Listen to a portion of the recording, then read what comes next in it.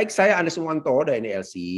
Dalam sesi kedua ini kita akan belajar tentang bagaimana pola-pola yang sering kita lakukan, baik dalam pikiran, dalam perasaan, dalam tindakan kita, yang menimbulkan stres.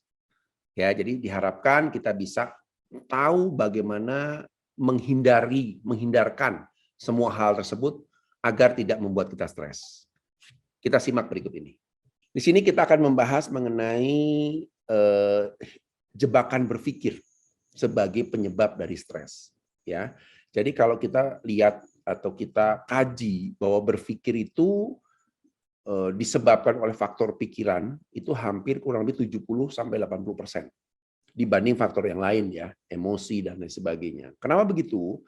Karena sebenarnya pikiran kita itu adalah lahan pertempuran paling keras. Bagaimana kita menyesuaikan, bagaimana kita membuat selaras dan lain sebagainya. Dan itu yang membuat stres biasanya. Ada 5 hal yang menjadi pemicu dari cara berpikir yang salah. Yang pertama adalah jump to conclusion. Loncat, mengambil kesimpulan sendiri, padahal kenyataannya nggak seperti itu. Saya contohkan nanti pada detailnya. Lalu kedua, ada yang disebut sebagai tunnel vision. Kita menganggap segala sesuatu tiba-tiba menyempit, seakan-akan tidak ada alternatif. Lalu too personal. Ya, ini orang yang biasanya baper, mudah tersinggung gitu ya, mudah GR, merasa jadi bahan pembicaraan orang dan lain sebagainya. Lalu ada juga yang disebut sebagai generalization atau kita menggeneralisasi. Kalau dia benci, oh mungkin semua orang benci saya. Nah, itu contoh ya. Lalu ada juga yang disebut mind reading ya. Oke. Nah, kita akan mulai dari yang satu ya, jump to conclusion atau lompat pada kesimpulan. Nah biasanya manusia itu sebenarnya adalah pencari teka-teki terbaik. Ya, mereka selalu menghubung-hubungkan satu dengan yang lain dan mencoba untuk segera menyimpulkan. Ya, jadi kayak puzzle. Jadi di depan dia kayak ada puzzle, lalu dia berusaha memasang-masangkan. Nah, sayangnya kalau cara memasang-masangannya tidak terstruktur, tidak terorganisasi dengan baik, tidak dengan data, dengan bukti, dengan langsung dia konfrontasikan kepada orang lain, yang terjadi adalah ternyata konklusinya atau kesimpulannya salah. Contoh yang paling simpel gitu ya. Misalnya ketika saya masuki satu meeting, ya, satu meeting, lalu saya dikritik oleh salah satu departemen. Lalu ada departemen kedua juga yang menyalahkan saya. Lalu saya menarik kesimpulan bahwa meeting ini adalah sengaja untuk menyudutkan departemen saya. Nah, seringkali begitu ya, banyak sekali ya. Jadi kita punya conclusion yang salah hanya dari fakta-fakta yang lemah.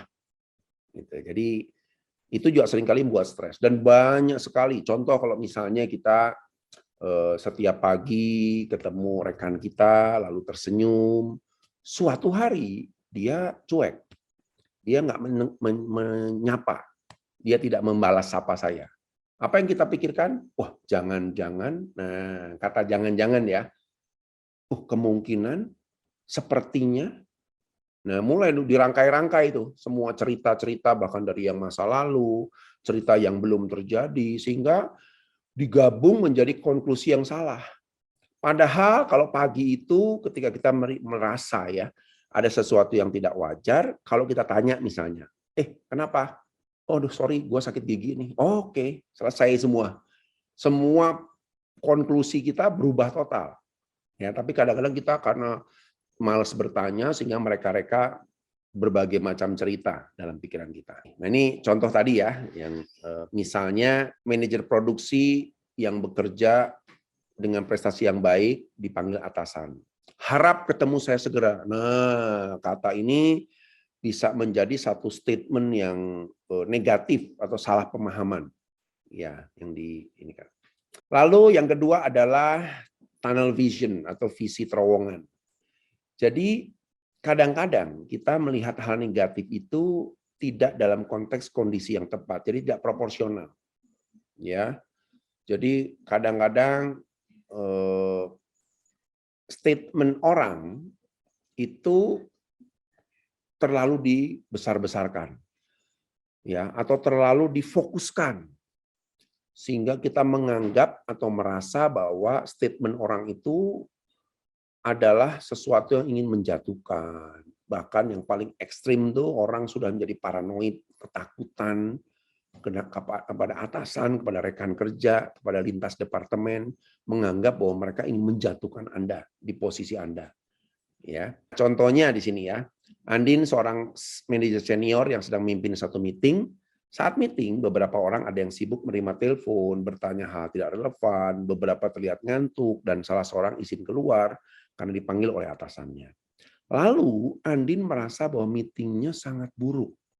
Dia menganggap, menyempit gitu ya, waduh jangan-jangan gara-gara saya ketiduran semalam, gara-gara datanya nggak lengkap, gara-gara. Padahal mungkin bukan itu masalahnya. Dia tidak ada masalah dengan hal-hal seperti itu. Ini seringkali menjadi kendala yang menjadi masalah. Lalu yang berikutnya, too personal atau terlalu pribadi. Ya, jadi ada orang-orang tertentu yang sering atau disebut gede rasa ya, merasa terlalu ekstrim, merasa bahwa orang lain mengatakan sesuatu itu personal sekali. Lalu dia tarik ke dalam dirinya, lalu dia internalisasikan, lalu dia kontemplasi, lalu dia stres. Karena dia merasa dipojokkan. Nah, kita lihat ya, contoh ya. Tony seorang manajer akunting yang sangat berbakat. Suatu hari dia tidak sengaja melihat angka di invoice yang salah tulis. Kemudian melaporkan pada atasannya, 2 hari kemudian manajer keuangan dikeluarkan. Nah, sekebayang ya, dia memang melakukan kesalahan. Tapi dia sebenarnya tidak ada kaitan dengan keluarnya manajer keuangan. Tapi dia merasa, ini gara-gara saya. Ini gara-gara saya. Ya, jadi dia merasa bersalah dan mulai menyalahkan diri sendiri. Ya. Yang berikutnya adalah generalization atau menyamaratakan. Ya, kadang-kadang kita melihat masalah itu nggak spesifik ya, tapi melihat dari satu sisi lalu menganggap semua orang melakukan hal seperti itu. Contoh ya, Roy adalah seorang kepala departemen keuangan, ia memiliki 5 orang bawahan dengan tugas spesifik. Ia sering adu mulut dengan salah satu bawahannya karena dianggap pekerjaannya lambat dan tidak teliti. Bawahannya protes karena atasannya juga susah untuk dihubungi. Nah, jadi gara-gara satu orang, dia menganggap seluruh timnya nggak becus. Jadi kondisi seperti ini mesti hati-hati karena seringkali bahasa tubuh, ekspresi yang disampaikan itu bisa menimbulkan generalisasi, dianggap semuanya salah. Gitu ya. Yang terakhir adalah menebak pikiran atau mind reading. Jadi mind reading ini adalah satu pola di mana orang seringkali gagal dalam berkomunikasi, ya sehingga mereka menangkap isyarat-isyarat dengan cara yang salah. Nah, contoh, Andi pulang ke rumah dalam keadaan lelah karena ia harus mengelola suatu sistem ISO 9000 yang baru diterapkan di perusahaannya. Ia pulang dan melihat istrinya sibuk mengurus anak dan ia mulai frustrasi karena istrinya tidak berusaha menanyakan keadaannya. Ia mulai melempar sepatu, tas, buku, menunjukkan bahwa ia membutuhkan respon. Tapi istrinya tetap sibuk sehingga ia mulai uring-uringan. Lalu dia mulai menjudgment bahwa wah istri saya udah nggak sayang saya nih. Padahal dia nggak tahu bahwa saya itu istri. Kan Pak, tadi ada suara pintu ya Pak? Soalnya di saya cukup jelas suaranya tadi. Oh gitu ya. Suara Bapak kan tutup tadi. Sebentar. Dari mana ya tadi ya? Dari sebelum Bapak cerita soal Andi ini Pak. Oh itu? Berarti ulangi aja ya? Iya Pak, tadi saya udah cut ternyata ini apa masih di mute Pak. Oke. Nah, ini contoh ya untuk yang mind reading. Jadi saya coba jelaskan satu contoh. Andi pulang ke rumah dalam keadaan lelah karena ia harus mengelola suatu sistem ISO 9000 yang baru diterapkan di perusahaan. Ia pulang dan melihat istrinya sibuk mengurus anak dan ia mulai frustrasi karena istrinya tidak berusaha menanyakan keadaannya. Ia mulai melempar sepatu, tas, buku untuk menunjukkan bahwa ia membutuhkan respon, tetapi istrinya tetap sibuk.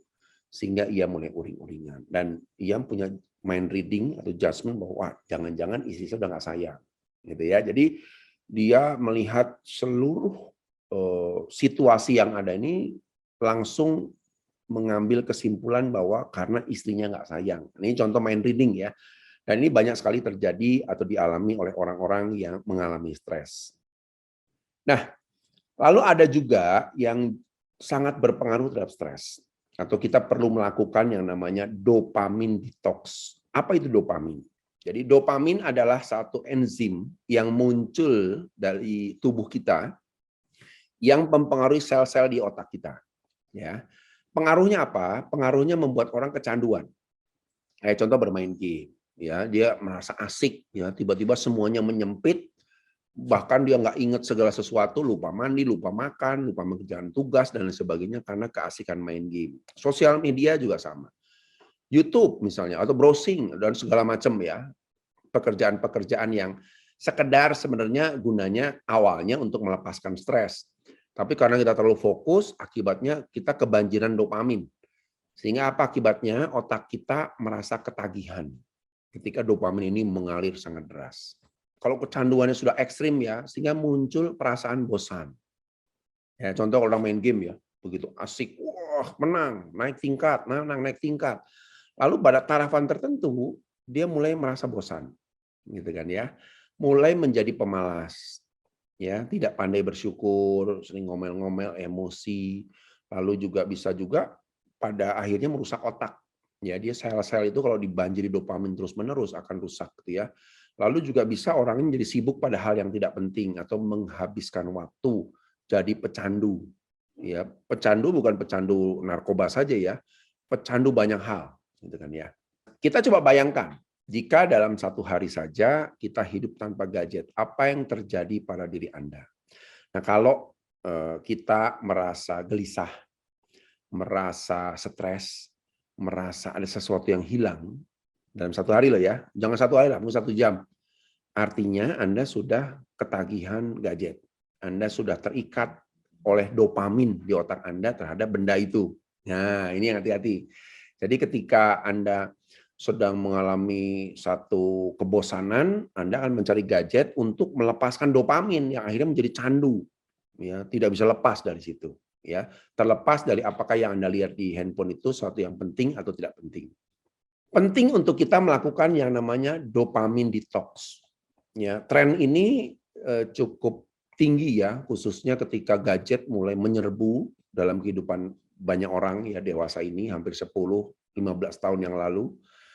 Dopamin detox adalah mengembalikan hidup normal.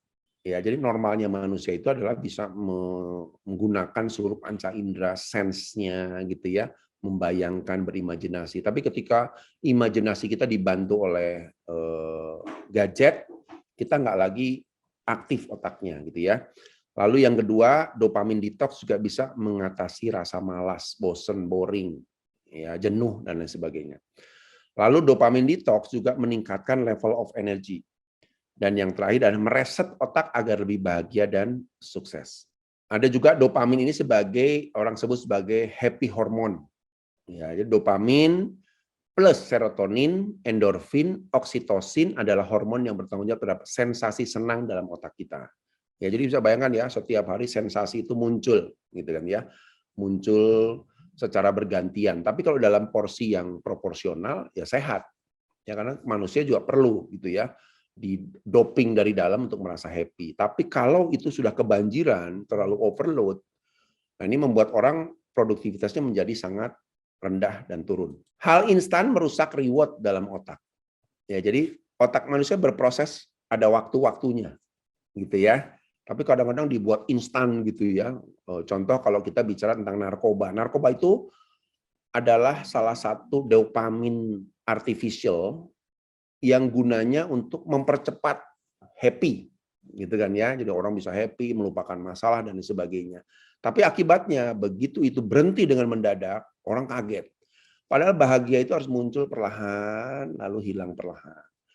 Ya, perasaan-perasaan itu ada waktunya, gitu ya. Jadi dopamin, banjir dopamin akan merusak sensasi yang normal dari diri kita. Mengapa orang begitu fokus dengan hal penting dalam hidupnya, sedangkan yang lain malas melakukan terjebak dalam candu internet? Ya. Jadi yang pertama memperbaiki sensor yang berada di otak kita. Jadi otak kita punya sensor, ya sensor yang menangkap setiap impuls, respon dan lain sebagainya. Ya, jadi pertama tentunya kita harus memperbaiki sensor karena begitu dopamin itu banjir, sensornya rusak. Nah, sensor rusak ini menjadi nggak sensitif dan pada akhirnya membuat orang sangat bergantung kepada hal-hal yang sensasional, yang menyenangkan, gitu ya. Jadi kalau kita lihat orang-orang menjadi tidak struggling, tidak bekerja keras karena tergantung pada sensor-sensor otak yang sudah rusak. Ada dopamin hit, ya, misalnya ya, kita contoh kalau di beberapa Instagram itu kan berapa sih yang follow gitu kan ya, di Facebook berapa yang follow, berapa yang like, berapa yang subscribe gitu ya. Jadi dalam konteks kecanduan yang luar biasa, orang hanya melihat angka-angka ini.